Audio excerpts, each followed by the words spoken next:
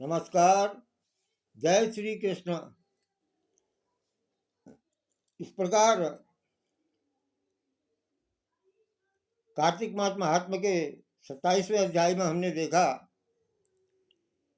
कि राजा चोल को भी जो है विष्णुलोक की प्राप्ति हुई और उससे पहले ही राजा राजा विष्णुदास को जो है विष्णुदास नाम के ब्राह्मण को वैकुंठ की प्राप्ति हुई, भगवान के धाम जाने की प्राप्ति हुई। भगवान ने उन दोनों को अपना द्वारपाल बनाया।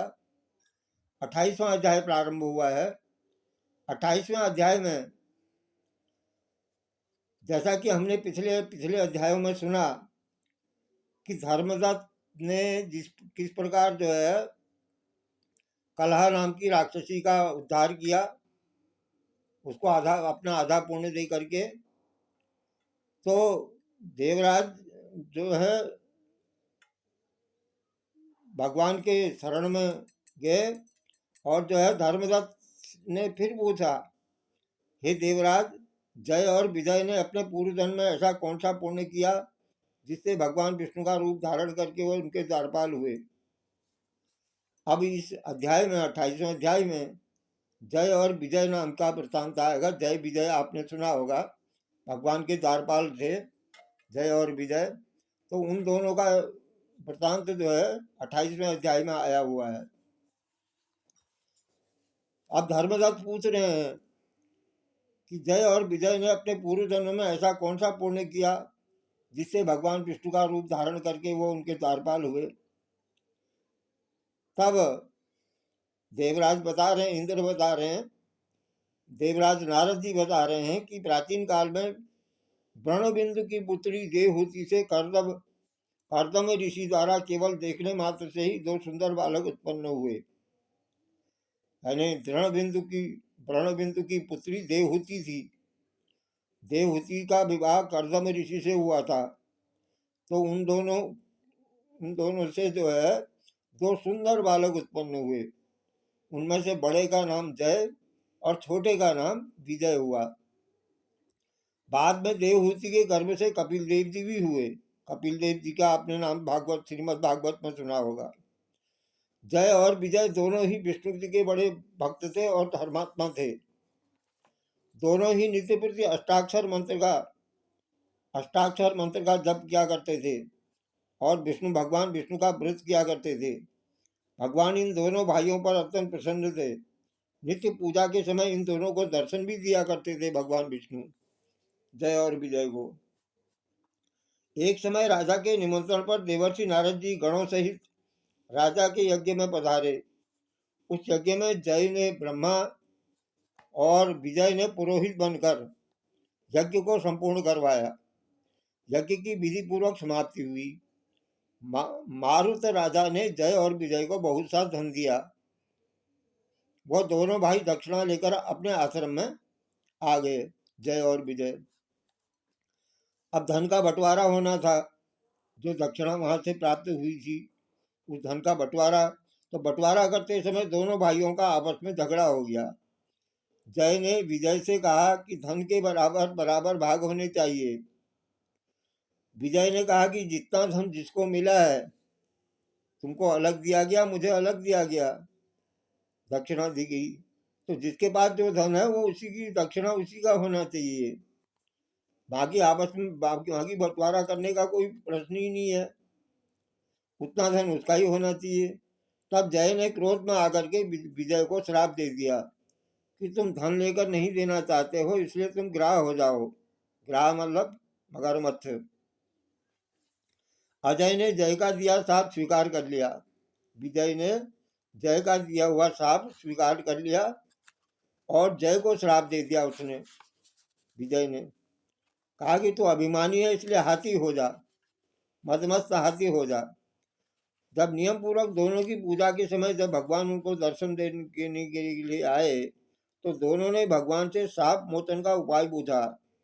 अब उस समय साप तो दे दिया उन्होंने, लेकिन बाद में सोचा कि साप हमने नहीं देना चाहिए था एक दूसरे को, तो दोनों ने भगवान से साप मोचन का उपाय पूछा। दोनों ने प्रभु से कहा, हे देव, हम आपके भक्त हैं, मगर हम हाथी की योनि में कैसे जाएंगे, कैसे होंगे हम। यह ठीक नहीं हुआ। आप श्राप से हमारा उद्धार करिए। भगवान विष्णु से प्रार्थना की विजय ने। भगवान विष्णु ने कहा, मेरे भक्तों की वाणी कभी असत्य नहीं होती है, यमराज भी इसे अन्यथा नहीं कर सकते हैं। जो मेरे भक्त होते हैं उनका साप खाली नहीं जाता है कभी भी।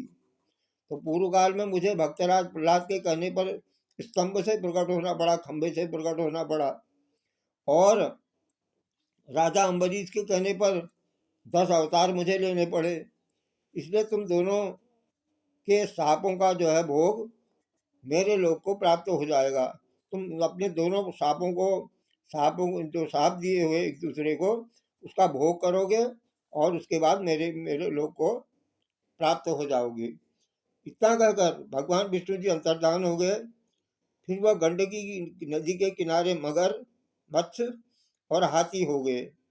एक दूसरे को साप दिया था उन्होंने। जाति स्मरण रहने के कारण इस योनि में भी भगवान विष्णु का को याद करते थे। वो व्रत नियम क्या करते थे। एक दिन कार्तिक की पूर्णमासी को वह हाथी स्नान करने के लिए गंडकी नदी में गया। तब पिछले जन्म का साप स्मरण करके मगरमच्छ ने हाथी को पकड़ लिया। तो हाथी ने भी विष्णु का स्मरण किया, भगवान विष्णु को याद किया और उनको एक फूल जो है भेंट किया और मगरमच्छ से छुड़ाने के लिए आग्रह किया, प्रार्थना की। तो तुरंत ही शंख चक्र गदा पद्मधारी भगवान ने अपने सुदर्शन चक्र द्वारा मगरमच्छ को मार दिया, मगरमच्छ को छुड़ा दिया, हाथी को छुड़ा दिया मगरमच्छ से। और उन दोनों को, हाथी और मगरमच्छ दोनों को अपने जैसा रूप दे करके उन्हें बैकुंठ में ले गए।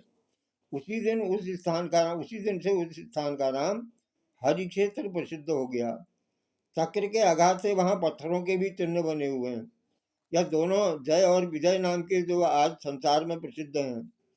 हे प्रिय, आपने जो विष्णु जी के द्वारपालों के संबंध में जो प्रश्न किया था, उसका विस्तृत उत्तर मैंने दे दिया। इसलिए हे द्विज, हे ब्राह्मण, तुम भी ईर्ष्या और द्वेष को त्याग करके नित्य भगवान विष्णु का व्रत करो। जगत के प्रत्येक जीवन को समदृष्टि से देखो। तुला, मकर, मेष की संक्रांति में नित्य प्रातः स्नान किया करो। तुलसी वन की रक्षा किया करो। एकादशी का व्रत किया करो। गौ, ब्राह्मण, वैष्णव की सेवा के लिए हर समय तैयार रहा करो। हे धर्मदत्त, ऐसा करने पर तुम शरीर त्याग कर हम लोगों के समान गति पा जाओगे। भगवान विष्णु को प्रसन्न करने वाले इस व्रत के समान फल देने वाला तीर्थ, दान, यज्ञ और कोई दूसरा नहीं है। हे विप्र, तुम धन्य हो क्योंकि तुमने विष्णु को प्रसन्न करने वाला व्रत किया है। देवगण कह रहे हैं ना धर्मदत्त से, जिसका आधा फल तुमने कलह को दे दिया, उसकी मुक्ति हो गई, उसके सब पाप नष्ट हो गए, कलह नाम की राक्षसी के। उसके बाद हम कलह को बैकुंठ में ले जा रहे हैं। तब नारद जी कह रहे हैं कि राजा पुत्र से, हे राजन, इस प्रकार धर्मदत्त को विष्णु भक्ति का उपदेश दे करके कलह को साथ लेकर के विष्णु के पार्षद बैकुंठ को चले गए। और धर्मदत्त भी उनके आदेशानुसार भगवान विष्णु के व्रत में तल्लीन हो गया। जब धर्मदत्त की मृत्यु हुई तो वह अपनी स्त्रियों के साथ विष्णु लोक को गया। हे राजन, जो कोई भी प्राचीन कालीन इस इतिहास को सुनता है और सुनता है, वह अंत में विष्णुलोक को प्राप्त होता है। इस प्रकार कार्तिक मास महात्मा का यह 28वां अध्याय भगवान श्री राधा कृष्ण को समर्पित है। जय श्री कृष्ण।